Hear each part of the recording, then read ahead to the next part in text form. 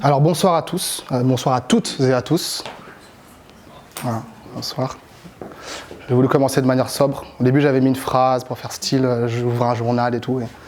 Non, au moins je m'engage pas trop pour l'instant. J'ai envie de commencer par vous poser une question. Qui parmi vous tient un journal actuellement?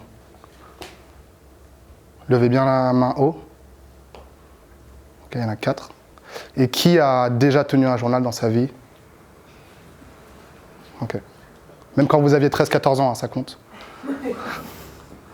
Ok. Bon, moi, je peux lever la main pour les deux. Deuxième question. Qu'est-ce qui vous a incité à venir ce soir? Est-ce que vous avez des attentes particulières? Parce que pour le coup, voilà, transformer votre vie en écrivant 10 minutes par jour, je me suis dit, oulala, Wesley, attention. Oui, j'aimerais comprendre comment tu délies les mots et comment ça t'inspire pour écrire professionnellement. Ok. Voilà, les idées que tu poses sur ton papier, sur ton journal, t'apportent de la créativité et créent de la valeur. Ok. D'autres attentes? Plus de la curiosité peut-être? Ouais. Exactement, c'est ce que j'allais dire, de la curiosité de découvrir. Ok. C'est un titre assez accrocheur. Ok. On est parti alors. Moi je m'appelle Wesley Joachim. Je suis concepteur-rédacteur. Depuis l'été 2018, je travaille 100% en freelance à mon compte. Avant, je faisais partie d'une agence. Voilà, je ne vais pas rentrer trop dans les détails sur ma vie, mais il y a 2 ans, je signais ma rupture conventionnelle. Donc je partais de l'agence de com, ça ne me plaisait plus. Je crois que c'est un peu un des mots du siècle. Et il y a 1 an en arrière, j'étais en Islande avec monsieur Sébastien Bauer derrière la caméra. On était en train de filmer un documentaire qui, j'espère, sortira cette année. On est parti interviewer quelqu'un là-bas. Donc ma vie a beaucoup changé ces 2-3 dernières années. Et je suis là pour vous expliquer, vous raconter comment j'ai fait ces changements. Parce que l'idée ce soir, c'est vraiment de créer une discussion avec vous. Ok ? Là, je vais vous parler des bénéfices du fait de commencer un journal. Et je vais vous montrer ma méthodologie. Et pour tout vous avouer, j'avais pas vraiment d'idée de comment j'allais introduire ce soir, cette présentation, jusqu'à il y a 2 jours. Et donc, j'ai tapé sur Wikipédia et j'ai trouvé, j'ai tapé le mot écriture. Je suis tombé sur la page Wikipédia et je suis tombé sur ce paragraphe-là qui m'a beaucoup parlé. L'apparition de l'écriture distingue la préhistoire de l'histoire, car elle permet de conserver la trace des événements, que j'ai surligné en rouge comme vous le voyez, et fait entrer les peuples dans le temps historique. C'est-à-dire qu'avant, c'était la préhistoire et maintenant c'est l'histoire, à partir du moment où on a pu noter les faits justement historiques. Elle marque aussi une révolution dans le langage et le psychisme, car elle fonctionne comme une extension de la mémoire. Donc ça, on va en parler, mais il y a cette idée de pouvoir, en posant quelque chose sur le papier ou sur un endroit en tout cas solide, on va pouvoir se remémorer plus facilement les choses. Et il y a toute cette mémoire collective humaine. Ce soir, bon, on va pas parler d'histoire, on va parler de vous et de comment ça peut vous bénéficier dans votre vie quotidienne au XXIe siècle. Voilà. J'ai ajouté ces petits bonhommes, c'est les hommes préhistoriques qui ne sont pas très contents d'apprendre ça. Voilà. Je ne savais pas si ça vous ferait rire, mais je me suis dit je vais le caler au début comme ça. Après on fait vraiment quelque chose de sérieux. Voilà. En tout cas la source c'est Wikipédia. Et comment est-ce qu'on peut transformer sa vie? Ouais, c'est une vraie question. Hein. Il y a plein d'éléments qui rentrent en compte. Beaucoup de personnes parlent des habitudes. Évidemment, on va parler du fait d'avoir un déclic aussi. Moi, il y a 4 ans maintenant, j'ai failli mourir. J'ai été greffé du foie en urgence. Pareil, je ne vais pas rentrer dans les détails. Mais moi, il y a deux éléments pour moi qui sont saillants. Il y a tout ce qui est extérieur, qui va vous impacter, et il y a tout ce qui est interne, comment vous allez vous auto-influencer.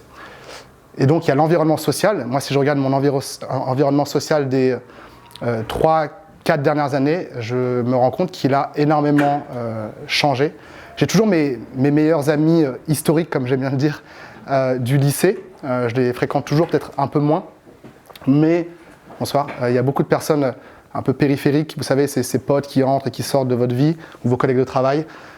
qui ont laissé place à des entrepreneurs, peut-être des gens comme vous d'ailleurs ce soir, j'ai quelques très bons amis dans la salle. Donc l'environnement social, c'est indéniablement un point. Et le deuxième, c'est l'écriture quotidienne. Ça fait à peu près depuis 2017 que j'écris tous les jours, ou presque. Et je me rends compte que ça a accompagné en tout cas ce changement de vie, de passer à j'avais pas de job du tout, à j'ai trouvé un job dans ma branche, super, j'ai un CDI. Et finalement, 2 ans après, l'illusion de ce CDI, de me dire en fait, non, j'ai envie de pouvoir faire ce que j'aime et de le faire par moi-même. Alors, quels sont les 5 bénéfices du journaling? C'est comme ça qu'on l'appelle en anglais, journaling. Je ne vois pas de super traduction en français, donc je l'ai laissé comme ça. Et première chose à vous dire, c'est qu'il y a plein d'études, il y a plein de chiffres qui prouvent les bienfaits du journaling. J'ai pas pris le temps de les mettre sur cette présentation. Je vous laisserai le soin d'aller regarder sur Internet. Sur le titre pour avoir plus d'informations. Ouais, on peut ajouter un lien hypertexte après, si tu veux, vers Wikipédia.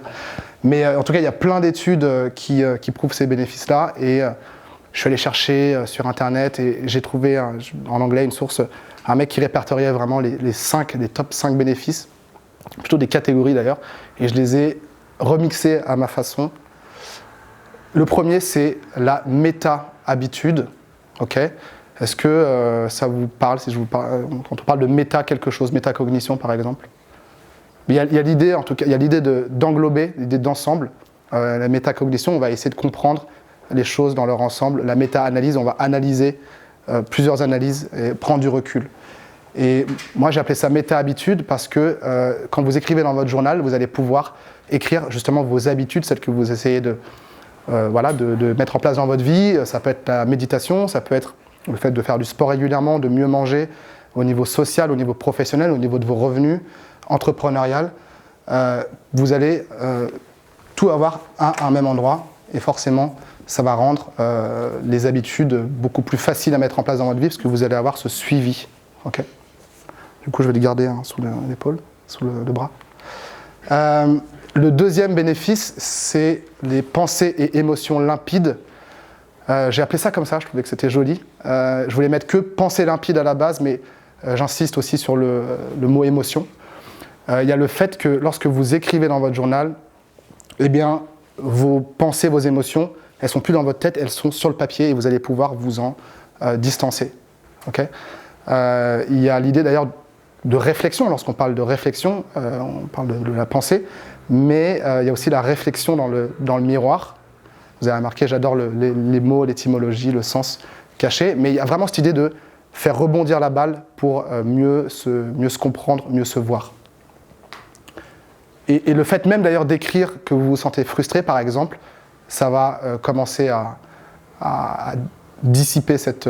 contribuer à dissiper cette émotion que vous sentez. Le fait de pouvoir être spécifique dans votre analyse, de ne pas juste dire tu m'énerves, par exemple, voilà, on va prendre tu m'énerves, mais plutôt dire je ressens, je sens mon estomac qui se noue et ma gorge qui se serre lorsque tu dis telle chose par rapport à tel sujet. Et là, on est beaucoup plus spécifique et on va pouvoir analyser notre émotion comme quelque chose c'est plus nous, on ne devient pas la colère, c'est ok, non, il y a cette chose-là, en l'occurrence, je la ressens, mais c'est quelque chose de passager, comme toutes les émotions. Et on en a parlé d'ailleurs tout récemment dans un des derniers épisodes de notre podcast, Sébastien, tu me diras, c'était un des derniers, Systémator, on a un podcast avec Sébastien là-bas sur le développement personnel pour les entrepreneurs, le fait de mettre en place des habitudes, des systèmes, et justement, j'ai parlé du pouvoir du journal. Donc j'ai pu d'ailleurs m'appuyer là-dessus pour affiner ma présentation de ce soir. Le troisième avantage à tenir un journal, c'est cette idée d'ancrage, à la fois des objectifs et des leçons. Alors je vais détailler ça. Il y a plusieurs études qui montrent que le fait d'écrire ces objectifs, ça les rend plus réels et on a plus de chances de les atteindre. Je ne sais pas si vous êtes d'accord avec ça, ça vous paraît plausible. L'idée, c'est pas d'écrire son objectif une seule fois et de le laisser dans un coin, c'est vraiment de l'écrire, le réécrire éventuellement, mais en tout cas d'y revenir régulièrement tous les jours. Moi d'ailleurs, là on le voit pas, mais sur mon fond d'écran, j'ai écrit des choses pour les voir tous les matins. par rapport à la personne que j'ai envie de devenir et même mes objectifs tout bêtes, mesurables de la semaine, par exemple, bosser 20 heures pour mes clients, passer 5 heures à me former sur LinkedIn, etc. etc. Okay. Les leçons aussi, ça c'est très important.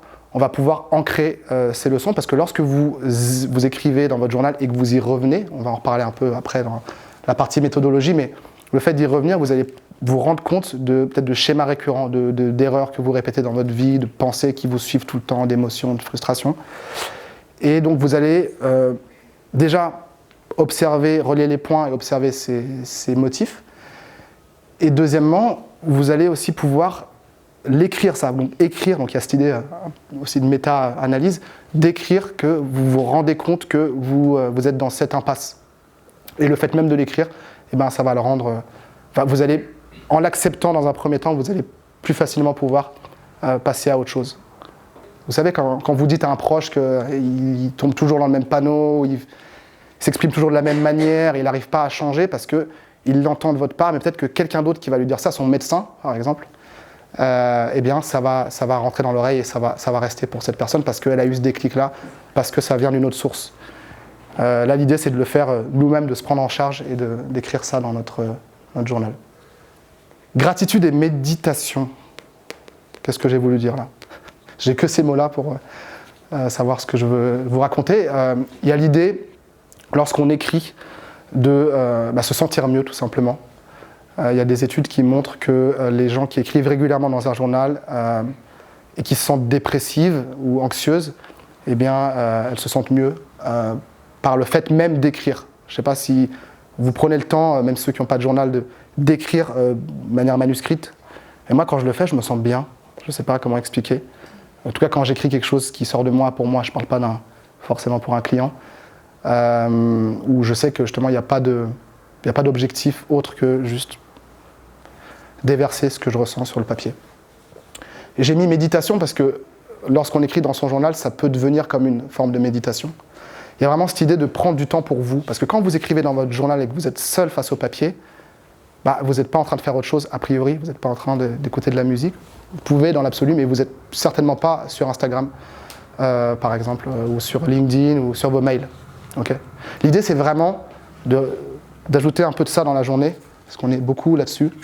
Okay. Si on pouvait remplacer ça par ça, 10 minutes par jour, je pense que ça nous ferait du bien. Enfin, en tout cas, moi, ça m'en fait. Et le 5e bénéfice, c'est les souvenirs. Celui-là, il est peut-être moins important, enfin, il est peut-être moins parlant. Mais ouais, le fait de pouvoir se remémorer les bons souvenirs, savoir que j'étais en Islande il y a 1 an, jour pour jour, que je signais ma rupture co il y a 2 ans, et de voir vraiment le chemin parcouru pendant toutes ces années, et de pouvoir relativiser aussi, vous dire, ok, je ne sais pas si vous avez entendu parler de cette histoire de 2 personnes qui ont chacune un niveau de bonheur ou de satisfaction dans la vie, et il y en a un qui se retrouve en fauteuil roulant après un accident de la route, et l'autre qui gratte un ticket millionnaire et qui devient millionnaire. Et on prend ces 2 personnes 1 an après, et bien leur niveau de satisfaction dans la vie, de bonheur, je ne sais pas quelle étiquette mettre, mais en tout cas, vous comprenez, il n'a quasiment pas changé. Il y a eu ce pic à un moment donné, positif ou négatif, mais sur le long terme, on s'habitue à ce qu'on a. On s'habitue au luxe, on s'habitue à la déchéance, d'une manière ou d'une autre. On s'y habitue, c'est triste à dire. Mais voilà, c'est important de regarder dans le rétroviseur et de se dire, ok, il y a 1 an, je galérais, et aujourd'hui, même si je n'ai pas la vie parfaite, il y en a ce qu'il n'y en a pas de toute façon, j'ai parcouru du chemin, et voilà, gratitude. Donc tous les points sont liés, hein, comme vous pouvez le remarquer. Est-ce que quelqu'un a envie de faire des remarques jusque-là ? Est-ce que ça dépend pas aussi du type de personne? Parce que je parle du journaling, le concept. Moi, j'ai jamais tenu de journal de ma vie. Je le vois avec mon meilleur ami. Lui, il a besoin de constamment écrire. Okay. L'écriture, c'est son moyen de communication avec tout le monde et lui-même. Là, je le vois bien, il prend des notes et toi-même. Ouais, non, mais vraiment, mais sincèrement, pour clarifier ses idées, avant de s'exprimer, même avec moi, des fois, quand on a un sujet, il veut d'abord écrire. Okay. Et moi, ça a toujours été le contraire, c'est-à-dire que pour moi, la présence d'un support, que ce soit un journal ou un autre support audio, bien sûr. ça a toujours été un frein à la clarté de mon esprit ou de ma D'accord. réflexion. Et je suis quelqu'un qui plutôt pense ou fait un peu ce que tu viens de dire, mais avec la force de l'esprit. Et le support, j'ai essayé, hein, parce qu'il me vend tellement ça que j'ai essayé plusieurs fois. Alors, regarde, t'es là ce soir en plus. Ah non, mais c'est lui, hein. C'est lui, hein. Parce que je suis très content. Quand ton pote est arrivé, je lui ai dit tu viens du coup pour le journaling, il m'a dit quoi? J'ai dit le meet-up. C'est bien là. Et donc du coup, la question c'est, ça dépend, enfin moi je pense que ça dépend aussi du type de personne, du type de personnalité. On dit bien qu'il y a des gens qui ont des mémoires plus visuelles, plus auditives, plus actives. Je pense que c'est un peu lié à tout ça aussi. Ok. Voilà. Ok. Question, réflexion. Yep. Non mais c'est très bien, c'est très bien. Et je veux que vous me challengez aussi, hein, c'est pas une science infuse. L'ancrage avec un A et ancré avec un E. Ouais. Et donc quand tu ancres tes souvenirs et tes pensées, tu t'ancres.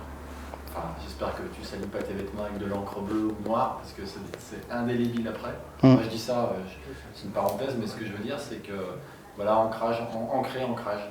Non mais je t'applaudis, on n'entend pas, mais parce que on en a parlé, j'en ai parlé dans l'épisode du podcast justement, encre et encre, qui n'ont pas la même orthographe, mais il y a sûrement un lien entre ces deux mots. Voilà. Moi je m'intéresse un peu à ce qu'on appelle la langue des oiseaux, c'est le fait justement c'est des mots cachés dans les mots. Voilà. Par exemple, quelque chose qui est essentiel, c'est l'essence dans le ciel. Voilà. Ou le bonheur, c'est le fait d'être à la bonne heure, le malheur lorsqu'on n'est pas à l'heure, le fait d'être dans l'instant présent. L'horreur, c'est lorsqu'on est hors de l'heure.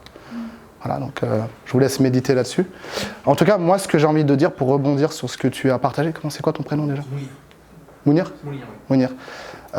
Et ça, c'est quelqu'un m'a partagé ça il n'y a pas longtemps. C'est le vice-président des anciens de mon université, les alumni de l'IAE Lyon, pour ceux qui connaissent. Il s'appelle Jean-François, je lui fais un coucou s'il regarde cette vidéo. Du coup, je vais lui envoyer la vidéo. JF. Et il m'a fait un très joli parallèle entre justement le fait d'écrire et la matière.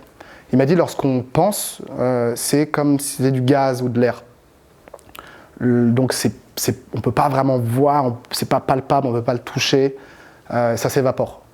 Lorsqu'on s'exprime, lorsqu'on parle, c'est ce flot verbal, d'ailleurs on parle de flot de paroles, et c'est un peu plus tangible, mais le liquide il reste pas trop entre les mains, il coule entre le creux des doigts. Et en revanche, lorsqu'on écrit, là on va ancrer ça, nos pensées, nos paroles, et donc notre écrit, dans de la matière. Et ça devient réel. Donc là, ce serait en l'occurrence l'eau qui se transforme en glace. C'est justement pour ça que je te demandais si ça ne dépend pas du type de personne. C'est que moi, pour avoir essayé cet exercice, au contraire, moi, le concret, c'est quand c'est dans mon esprit. Et quand j'essaye de le mettre sous la forme, j'ai essayé, d'écrit, bah, c'est le contraire. Je me sens limité par ma main, par l'écriture, par mon imagination, ou je ne sais pas trop quoi. C'est un blocage, je ne sais pas. Mais au contraire, quand c'est juste dans mon esprit, c'est clair, c'est structuré. Et comment tu fais alors après pour le transmettre? Si tu as une idée au boulot ou... Bah, je fais ça tous les jours au travail justement. Moi vraiment je visualise ça, c'est une vue d'esprit vraiment. Je classe ça en chapitres et j'arrive à trouver ça. Bah, tu as peut-être un talent justement, un vrai avantage sur les autres. Je ne pense pas forcément que c'est un talent, mais plus des types de personnalités, parce qu'on se connaît maintenant plus d'une dizaine d'années. Il est plus talentueux que moi sûrement. Mais oui, c'est exactement le contraire. Et moi, j'ai toujours trouvé ça intéressant, le fait qu'on soit si différents à ce niveau-là. Ok. Je vois une main qui se lève aussi derrière. Mais c'est intéressant en tout cas. Non, mais je veux rebondir à ce que tu dis, parce que je pense qu'en fait, moi j'ai besoin d'écrire, mais pas tout le temps, mais des fois j'ai besoin d'écrire et de justement coucher les choses sur le papier pour les matérialiser, parce que justement c'est le fouillis dans la tête. Après, je pense que c'est quelque chose qui se travaille. En fait, c'est pas parce que là tu n'y arrives pas que tu peux pas y arriver. À mon avis, tu peux le travailler et c'est quelque chose qui peut s'apprendre. Parce qu'on n'est pas tous à l'aise avec l'écriture ou comment bien formuler les choses, mais je pense pas que c'est forcément, comme tu dis, en fonction des personnalités. Et à mon avis, c'est possible pour tout le monde, mais il y en a pour qui, donc ton meilleur ami, c'est sûrement une méga facilité, et d'autres pour qui c'est plus dur. Donc à mon avis, je pense que tout le monde peut le faire et peut y trouver après... plus ou moins rapidement. Est-ce qu'il y en a forcément besoin ou pas au final? Parce que c'est ce qu'on comprend. Moi, c'est vrai que c'est un besoin, par exemple, de devoir écrire. de poser, parce que j'ai l'impression que ce qu'il y avait en moi sort et doit bien se matérialiser sur le papier. Au final. Bien sûr. Et donc au final, j'ai une décharge émotionnelle, comme on parlait dans les 5 points. Ouais. Mais je crois, apparemment, toi, c'est pas du tout. Sans que ce soit forcément. Et c'est pas forcément une aisance, parce que ça fait 10-15 ans, mon travail c'est d'écrire constamment. Ouais. D'écrire constamment. Et mais là alors c'est peut-être moi qui comprends pas vraiment ce que c'est que le journaling, mais j'ai cru comprendre que c'est pas forcément l'écriture au sens une production professionnelle, mais plus une introspection ou enfin quelque chose. Absolument, c'est pour toi. On va pas envoyer ça à Hollywood pour le script à Hollywood. L'idée c'est pour toi-même. Absolument. Non, mais on en reparle à la fin. Mais c'est intéressant. C'est moi qui je veux qu'il y ait des interactions avec le public, mais justement on va arriver. Voilà. Comment commencer? C'est la partie. Alors, numéro 1, acheter un beau carnet et de quoi écrire. C'est tout con, hein. Moi, j'ai fait 3 points, on m'a dit Wesley, tu simplifies les choses. Et pas parce que les gens sont cons, c'est parce que c'est comme ça que j'ai commencé en fait. C'est aussi simple que ça. Je me rends compte d'un truc vraiment, plus j'apprends sur l'humain et sur moi-même et les gens qui m'entourent, plus je me rends compte qu'on a des blocages et que on a peur de traverser la rue, de faire ce pas, et on se rend compte que c'était vraiment dans notre tête. Une fois qu'on l'a fait, on se dit en fait c'est simple. Mais les blocages émotionnels, c'est nos plus gros freins, le plus souvent. Alors, juste une question, parce que moi je fais du journalisme aussi un petit peu, et je fais pas dans un carnet, même si j'adore les carnets, et je même bien d'ailleurs, mais je le fais sur mon ordi.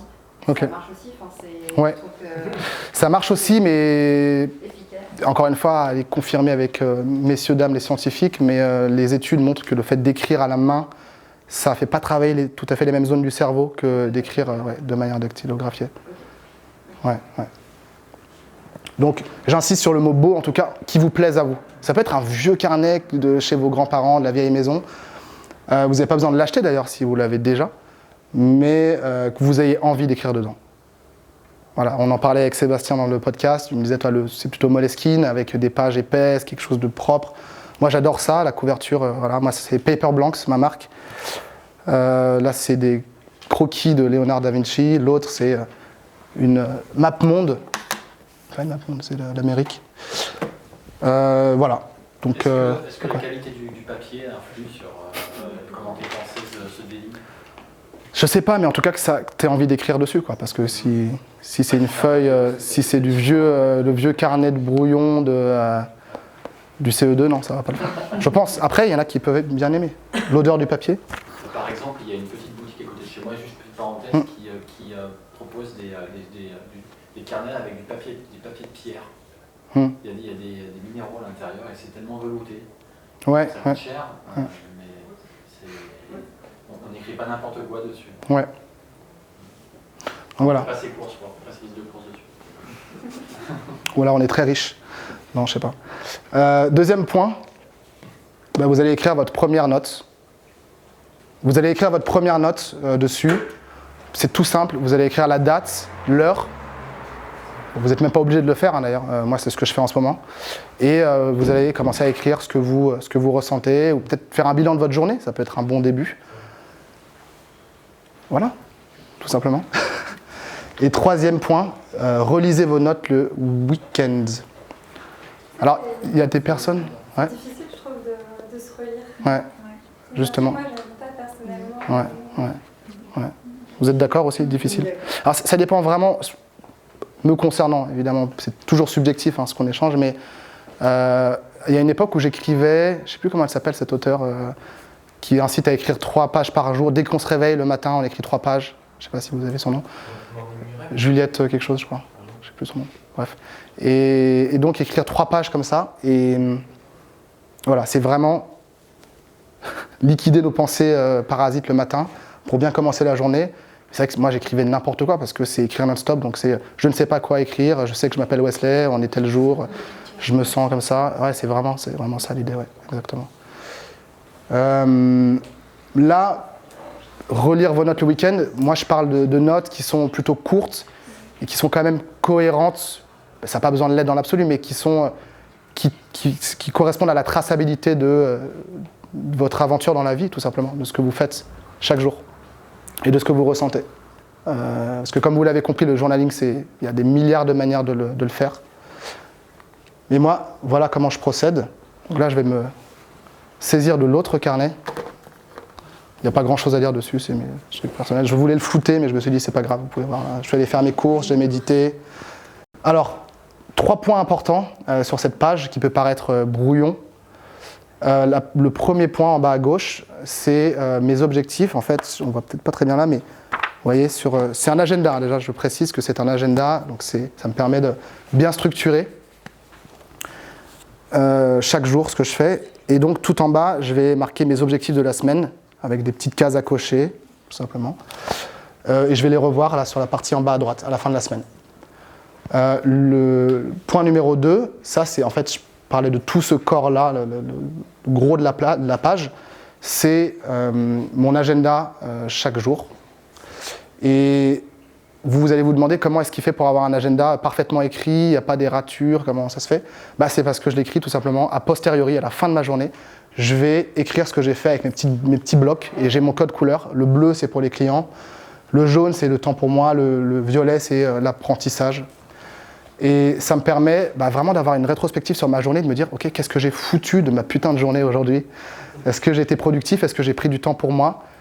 Et ça me permet tout de suite de voir les corrélations entre comment je me sens maintenant et ce que j'ai fait dans ma journée, plutôt que de me réveiller à la fin de l'année en me disant, j'ai pas tenu mes bonnes résolutions, les fameuses bonnes résolutions.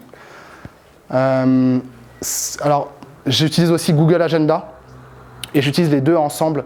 C'est-à-dire que dans Google Agenda, je vais projeter ce que je veux faire dans ma semaine et dans ma journée en me disant, par exemple, mon travail client, j'ai envie d'y passer entre 20 et 30 heures. Je parle vraiment du travail client, production. Et je mets mes blocs dans mon Google Agenda et je vais les bouger en fonction des aléas. Évidemment, j'essaie de faire en sorte que ce soit le plus figé possible, mais évidemment, je suis flexible. Mais ensuite, a posteriori, je vais écrire ça là. Et le troisième point, et là c'est peut-être plus abordable pour vous, c'est la gratitude. Là tout en haut, il y a une petite case où il y a marqué le nom du jour. Je crois qu'hier c'était Mardi Gras. Aujourd'hui, c'est quoi aujourd'hui ? C'est le mercredi des cendres, le 26, bon, je ne savais pas. Et donc j'écris 2, 3, 4 choses pour lesquelles je ressens de la gratitude. Voilà. Par exemple, ce soir, je vais certainement écrire ce talk avec vous. Voilà, et je fais ça depuis septembre, je tiens cette routine. Je n'ai pas créé de diapo là-dessus, mais dans la plupart des agendas, vous avez aussi, au début, vous avez tous les mois, comme ça, tous les jours et tous les mois de l'année, qui sont en format dézoomé, on va dire. Et ça, j'écris aussi mon nombre de cycles de travail passés, est-ce que j'ai médité dans ma journée. Et c'est juste des lettres, hein, je coche, c'est très rapide à faire. Et ça me permet de voir ma progression et si je suis, voilà, où j'en suis dans ma vie, si je veux prendre des congés par exemple. Voilà, ça me permet de prendre du recul. Voilà. Ouais. Là, il y a des 6 colonnes, donc le dimanche, il y a... Alors si, le samedi est là et le dimanche est là. Ah oui, d'accord. Ils ont laissé moins de place pour ces jours, donc c'est un peu plus condensé. Chaque journée, tu l'as rempli. Il y a donc 7 colonnes sur ce 6, donc lundi, mardi, mercredi. Il y en a 5, il y en a 5 et la dernière qui fait 2 jours. D'accord. Et chaque colonne est remplie le lundi soir, donc pour la première. Ouais, pour la deuxième, etc. Je vous rassure, je ne suis pas Terminator, même si notre podcast s'appelle Systemator. Mais ça m'arrive de le faire le lendemain. Ça m'arrive de rater un jour, 2 jours, mais j'essaie de rattraper quand même à chaque fois. Et tu as 2 livres, 2 cahiers. Ouais, c'est une question très pertinente. Ils ont 2 fonctions différentes. Absolument. C'était justement l'objet de la prochaine diapo. Donc ça, c'est mon deuxième carnet. Vous allez vous dire, mais c'est qui ce mec ? Il en a 2, mais ça fait pas longtemps.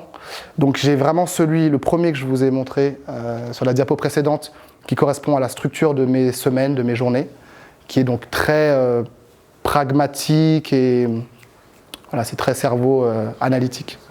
Ouais, c'est ça.